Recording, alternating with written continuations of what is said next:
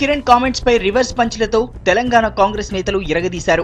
ప్రభుత్వాలు ఆలోచించి నిర్ణయాలు తీసుకోవాలన్న నల్లారి కామెంట్స్ పై ఓ రేంజ్ లో రెచ్చిపోయారు. సీఎం ధిక్కార స్వరంపై మండిపడ్డారు. రాజ్యసభ సభ్యులు పాల్వాయి గోవర్ధన్ రెడ్డి సీఎంతో కబడ్డీ ఆడారు. ముఖ్యమంత్రి కిరణ్ పనికి మాలిన వాడని సీమాంధ్ర ప్రజలకు తెలుసని ఫుల్లుగా వాయించారు. సీఎంకు రోజులు దగ్గర పడ్డాయని ఫ్యూచర్ డిసైడ్ చేశారు. కోర్ కమిటీ ముందు 3 మాటలు 4 మాటలు వచ్చిండు. ఏం చెప్పిన వాళ్ళకు నేను పెద్ద ఏవో చెప్పినా ఇది చేసినా అన్నాడు. ఆయనను ముఖ్యమంత్రి చేసింది ఎవడు? ఎమ్మెల్యేసా? ప్రజలా? ఆయన ముఖ్యమంత్రి చేసింది హైకమాండ్.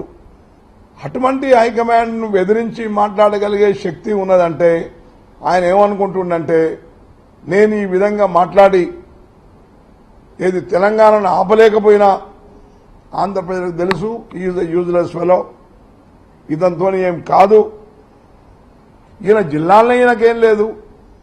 కరప్షన్ లో కిరణ్ వైఎస్ కంటే మొనగాడని పాల్వాయి విమర్శించారు. అవినీతిని కప్పిపుచ్చుకునేందుకే సీఎం సెక్రటేరియట్ లో ఫైళ్లు తగలబెట్టించాడని ఆరోపించారు. తెలంగాణకు కట్టుబడి ఉంటారని చెప్పి సీమాంధ్ర ప్రజల్ని రెచ్చగొడుతున్నారని పాల్వాయి మండిపడ్డారు. ఏదన్నా పార్టీ పెట్టాలంటే ఇప్పుడు డబ్బులు బాగా సంపాదించండు. పాపం రాజశేఖర రెడ్డి బదనామైండు కానీ ఈయన బదనాం కాలేదు. కాబట్టి నాకేం తెలిసిందంటే సెక్రటేరియట్ లో ఈయనకు సంబంధించిన ఫైల్స్ అన్ని తగలబెడుతుంటారని కూడా నేను తెలుసుకున్నా.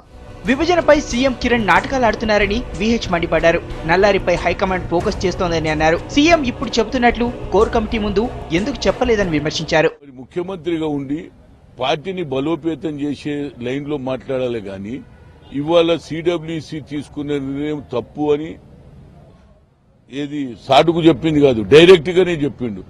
ఇవాళ పార్టీలు తీసుకున్న నిర్ణయం ప్రజలకు సమ్మతి లేకుండా తీసుకుంటే దానికి సెలవు ఇస్తారంటే ఒక ముఖ్యమంత్రి మాట్లాడే మాటలేనా ఇది?